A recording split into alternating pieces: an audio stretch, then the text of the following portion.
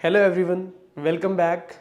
आज का जो टॉपिक है हमारा, ये topic aggregate demand aggregate supply वाली जो सीरीज़ है, वो जो चैप्टर स्टार्ट किया है उसमें आगे कंटिन्यू करेंगे। पिछली क्लास में हम कंजम्पशन फंक्शन पढ़ चुके हैं, हम एपीसी एमपीसी के बारे में पढ़ चुके हैं।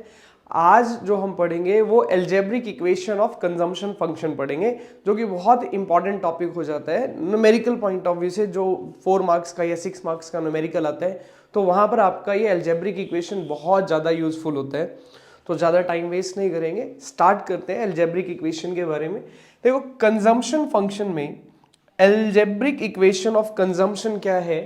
कंजम्पशन अगर हमें कैलकुलेट करना है तो कंजम्पशन कैलकुलेट करने का फॉर्मूला होता है C is equals to C bar plus B Y. C for consumption, C bar यहां पर A बार लिखा हो, इसको हम C बार लिखेंगे। C बार रिप्रेजेंट्स ऑटोनोमस कंजम्पशन। अब ऑटोनोमस कंजम्पशन क्या होता है, प्रीवियस क्लास में हमने बड़े अच्छे से पढ़ा था। मिनिमम लेवल ऑफ इनकम के ऊपर जो हमारा कंजम्पशन होता है उसे क्या बोलते हैं हम, ऑटोनोमस कंजम्पशन।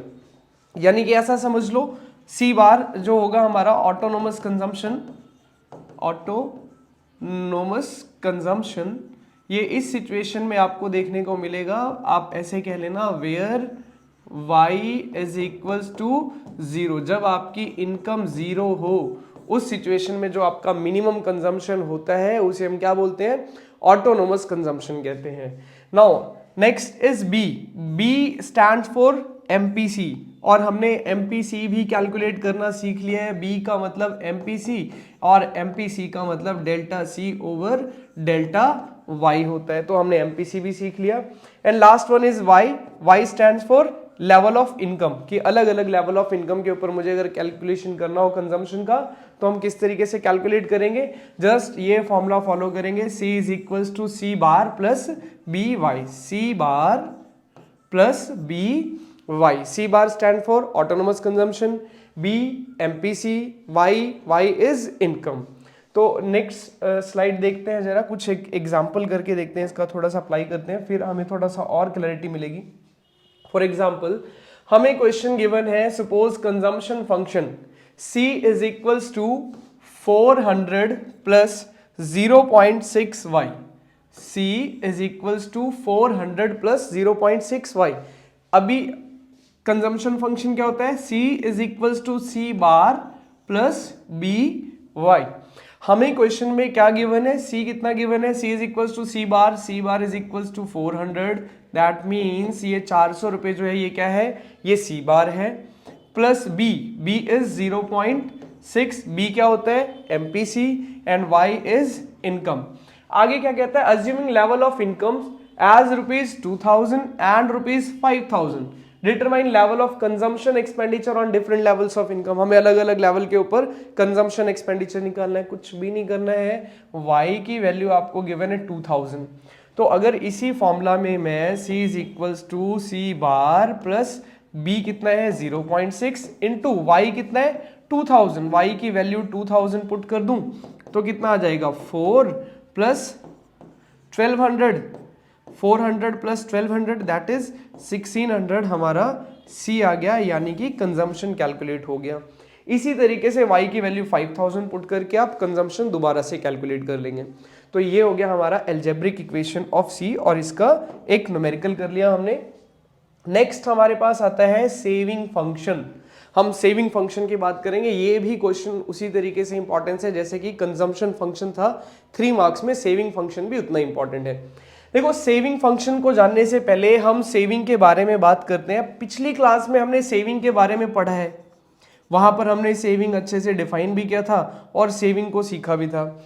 सेविंग क्या होता है, आपकी इनकम का वो पोर्शन जो खर्चा करने के बाद बच गया उसे क्या बोलेंगे हम, सेविंग। तो excess of consumption over income is called saving. आपने जितना पैसा कमाया उसमें से कितना खर्च किया, खर्च किया वाला पोर्शन निकाल दो, तो जो बच गया आपका क्या होगा, सेविंग। जैसे कि फॉर एग्जांपल, आपकी इनकम है ₹1000 और आपके कंजम्पशन है ₹750, तो सेविंग कितना हो गया, सेविंग इज 250। Saving is 250। 50, और इसके लिए हम ये फॉर्मूला फॉलो करते हैं y is equals to C plus S, y minus C is equals to S. तो सेविंग का मीनिंग पता लग गया, excess of income over consumption is called saving. खर्च करने के बाद जो पैसा आपके पास बच गया वो आपकी क्या हो गया, सेविंग। अच्छा, तो अब सेविंग फंक्शन क्या है? सेविंग फंक्शन ये लिखा हुआ है s is equals to F of Y, s is equals to F of Y, that means saving is a function of income and there is positive relationship, there is positive relationship between income and saving। अगर हम income और saving के बीच के relation को calculate करेंगे तो क्या आएगा, पॉजिटिव। तो सेविंग फंक्शन हमें यही बताता है, there is positive relationship between income and saving. क्या लिखा हुआ है देखो, it shows relationship between saving and income. Saving और इनकम के बीच के रिलेशन को प्रेजेंट करना क्या कहलाएगा, सेविंग फंक्शन कहलाएगा। And there is positive relationship between saving and income, दोनों के बीच में पॉजिटिव रिलेशनशिप होता है। एक इसका टेबल करते हैं जरा, जिससे आपको थोड़ा सा और क्लियर होगा। ये टेबल शो किया हुआ है, देखो व्हेन, और अगर इस टेबल को समझना है तो प्रीवियस लेक्चर जरूर लगाना, प्रीवियस लेक्चर जरूर देखना आपने, जहां पर हमने एग्रीगेट डिमांड कंजम्पशन फंक्शन किया था। ये बेसिकली टेबल वहीं से डेरिवेट किया हुआ है हमने। When income is 0, saving is -20, that means इस सिचुएशन में आपका सी होगा 20। When income is 10, saving is -15, that means consumption था 25। तो आप रैंडमली इसको समझे, उस टेबल से डेरिवेटेड है ये। इनकम इज 0, सेविंग इज -20, ये -20 सेविंग क्या दिखा रहा है कि भाई बेसिक नीड्स तो होंगी आपकी चाहे इनकम 0 है। अब उन नीड्स को पूरा करने के लिए पैसा कहां से आएगा, अर्निंग नहीं है तो पैसा कहां से आएगा भाई, बोरोइंग करनी पड़ेगी या पास्ट सेविंग्स को विड्रॉ करना पड़ेगा। जब हम पास्ट सेविंग्स को विड्रॉ करेंगे तो इनिशियल जो सेविंग्स है आपकी ये क्या हो जाएगी, नेगेटिव। फिर जब इनकम बढ़ी, इनकम बढ़ने के साथ हमारे खर्चे भी बढ़े होंगे, तो जो सेविंग हमारी नेगेटिव में थी 20 अब कितनी होगी, -15। धीरे धीरे नेगेटिव सेविंग हमारी कम होने लगी है। एक सिचुएशन ऐसी आई जहां पर इनकम 40 है, सेविंग 0 है। इस सिचुएशन को ब्रेक इवन बोलते हैं। ब्रेक इवन का मतलब y इज इक्वल्स टू सी, जितनी अर्निंग है सारा का सारा हमने क्या कर दिया, खर्च कर दिया। फिर आगे और इनकम बढ़ी तो मेरा सेविंग्स आ गया पॉजिटिव में, दैट मीन्स यहां से पब्लिक क्या कर रही है, पैसा बचाना शुरू कर दिया। बेसिक नीड्स फुलफिल हो गई, तो बेसिक के बाद सेकंड नीड क्या होती है कि भाई फ्यूचर को थोड़ा सा सिक्योर किया जाए, उसके लिए सेविंग्स शुरू करी जाए। तो बाद में ये सेविंग्स क्या हो जाती है आपकी, पॉजिटिव हो जाती है। अब इसी रिलेशन को देखो, पॉजिटिव रिलेशन है या नहीं, इनकम बढ़ रही है, सेविंग भी बढ़ रही है, नेगेटिव में कम होते जा रहा है, 0 हो गया, पॉजिटिव में हो गया, that means there is positive relationship between income and saving. अब इसी को अगर आप डायग्राम में ड्रॉ करेंगे तो आपका क्या बन जाएगा, सेविंग कर्व बन जाएगा। यहाँ पर X axis, Y axis, X axis पर हम इनकम लेते हैं। इसको अगर थोड़ा सा ऐसे नीचे से स्टार्ट कर दें तो ये जो येलो कर्व जा रहा है मेरा, ये क्या है, सेविंग कर्व है। सेविंग कर्व ये वाला जो एरिया है ये हमारी नेगेटिव सेविंग को रिफ्लेक्ट करता है, और इस एरिया के बाद जितना भी एरिया है सारा ये हमारा पॉजिटिव सेविंग को रिफ्लेक्ट करता है। यहां पर पर्टिकुलर इस पॉइंट के ऊपर अगर मैं इस पॉइंट को नेम दे दूं A, तो यहां y is equals to C है, that means here saving is equals to 0। तो ये है आपका सेविंग फंक्शन। अच्छा, अब सेविंग फंक्शन कर लिया तो सेविंग से रिलेटेड हम अगला टॉपिक करेंगे, प्रोपेंसिटी टू सेव। प्रोपेंसिटी का मतलब मैंने पहले बताया था, इच्छा, प्रवृत्ति। आपकी क्या इच्छा है, आप अपनी इनकम में से कितना पैसा बचाना चाहते हैं, उसको बोलते हैं हम propensity to save. Propensity to save में फर्दर दो चीजें आएंगी, जैसा हमने प्रोपेंसिटी टू कंज्यूम में किया था। Number 1 average propensity to save, number 2 marginal propensity to save. Average propensity to save is ratio of total saving over total income, that is APC कैसे कैलकुलेट होगा, sorry APS is equals to S divide by Y. Saving और income के relation को जब हम calculate करेंगे तो average propensity to save हो जाता है। Marginal propensity to save is ratio of change in saving due to change in income, delta S divide by delta y। तो आगे थोड़ा सा और इसको डिटेल में पढ़ते हैं एक एक करके और इसका एक एक एग्जाम्पल करेंगे। नाउ अब हम पढ़ रहे हैं APS, average propensity to save. What is APS? It is the ratio of saving to different levels of income. जब हम सेविंग का रेशियो इनकम के साथ कैलकुलेट करते हैं तो क्या कहलाता है वो? Average propensity to save. ये फॉर्मूला मैंने पीछे आपको बताया, APS is equals to S divide by Y. ये रैंडम एक क्वेश्चन ले लिया, 0, 10, 20, 30, ये सेविंग ले ली, 26 -6 -2 2 6, कुछ नहीं करना है, 6 डिवाइड बाय 0 इन्फिनिटी आ गया। एपीएस का formula S divide by Y, -2 divide by 10 करोगे माइनस का 0.2, इसी तरीके 2 डिवाइड बाय 20 करोगे तो माइनस का ये सॉरी प्लस का आ गया आपका 0.1, 6 डिवाइड बाय 30 करोगे तो 0.2। तो ये आपका एपीएस कैलकुलेट हो गया। एपीएस कर लिया तो अब हम बात करेंगे एमपीएस की, that is marginal propensity to consume, save. Marginal propensity to save, अब ये क्या है? It is the ratio of change in saving to change in income. हमारी इनकम चेंज होने की वजह से सेविंग के ऊपर कितना चेंज आ रहा है, उस रेशियो को कैलकुलेट करना is called marginal propensity to save. और एमपीएस कैसे कैलकुलेट होगा? Delta S divide by delta Y, delta S divide by delta Y. Delta S का मतलब क्या है? डेल्टा एस का मतलब होता है चेंज इन सेविंग, और डेल्टा वाई का मतलब क्या है? Delta Y is change in income. और जब इनके रेशियो को कैलकुलेट करेंगे तो क्या हो जाएगा? एमपीएस हो जाएगा। देखो यहां पर ये जो टेबल ड्रॉ किया हुआ है, इस टेबल में डायरेक्टली एमपीएस कैलकुलेट किया हुआ है, बट इसमें हमें दो चीजें कैलकुलेट करनी पड़ेंगी। पहले हमें क्या कैलकुलेट करना है? Delta Y. मैं यहां पर कैलकुलेट कर देता हूं दोनों चीजें, delta Y and delta S, दोनों चीजें यहां पर कैलकुलेट कर देते हैं। तो देखो पहला तो हमेशा ब्लैंक छोड़ दो। सेकंड, डेल्टा निकालना है चेंज। पहले इनकम 0 थी, अब 10 है, तो 10 - 0 चेंज कितनी होगी? इनकम 10। देन 20 - 10 कितना चेंज आया? 10।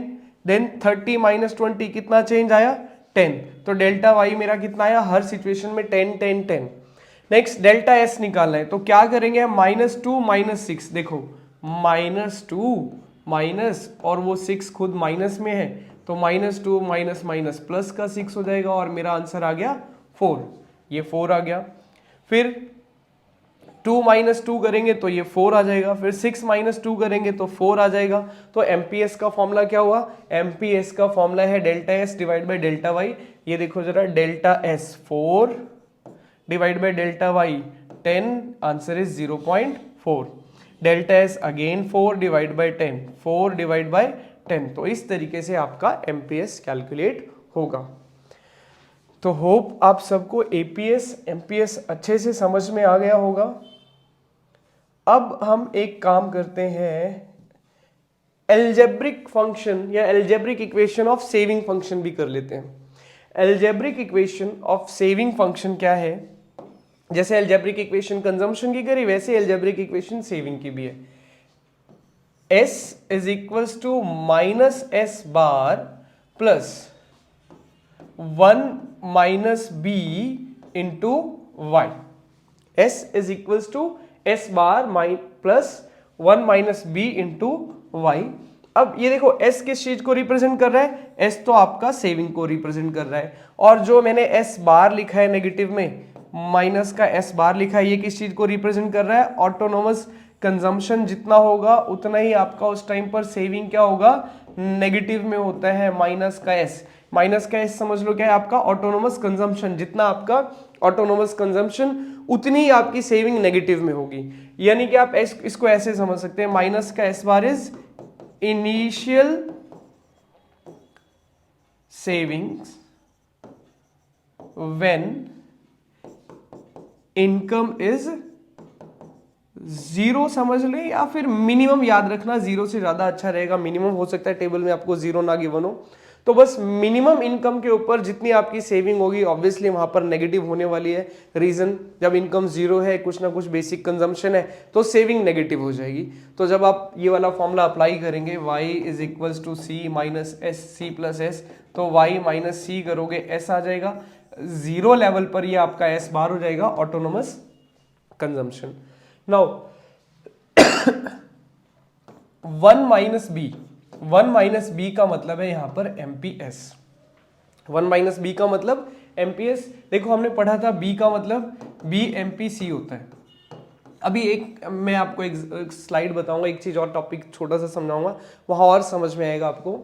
1 माइनस बी को आपने बस इतना याद रखना है, क्या है एमपीएस। एमपीएस क्या होता है, delta S over delta Y, delta S over delta Y. तो ये अलजेब्रिक इक्वेशन हो गई आपकी सेविंग फंक्शन की। कंजम्पशन फंक्शन की अलजेब्रिक इक्वेशन और सेविंग फंक्शन की अलजेब्रिक इक्वेशन दोनों ही बहुत इंपॉर्टेंट है। जब आगे नेक्स्ट चैप्टर करेंगे वहां पर 6 मार्क्स का न्यूमेरिकल आता है, तो वहां पर बहुत ज्यादा इंपॉर्टेंट टॉपिक ये बन जाता है कि हमें आना चाहिए तभी न्यूमेरिकल सॉल्व होता है। अच्छा, फिर मैं कुछ रिलेशन बताना चाहता हूं आपको। हमने देखो एपीसी एमपीसी कर लिया, तो पहला रिलेशन जो हमें याद रखना है, APC plus APS is equals to 1। आप इसे प्रूव करना चाहो तो प्रूव कर सकते हो, बिकॉज एपीसी का फॉर्मूला क्या होता है, सी डिवाइड बाय वाई, और एपीएस का फॉर्मूला क्या होता है, S divide by Y is equals to 1। आप एलसीएम लोगे तो ये y आ जाएगा और c प्लस वाई ऊपर आ जाएगा is equals to 1। c plus Y क्या, c प्लस एस क्या होता है, y हमें पता है, because y is equals to c plus S. तो y डिवाइड बाय y जब करेंगे, कट करेंगे, तो आंसर इज 1। तो पहला relation APC plus APS is equals to 1। अब यहां पर क्या कर सकते हैं हम, यहां पर हम इंटरचेंज करके एक दूसरे की वैल्यूज को फाइंड आउट कर सकते हैं। तो ये पहला रिलेशन हो गया। दूसरा रिलेशन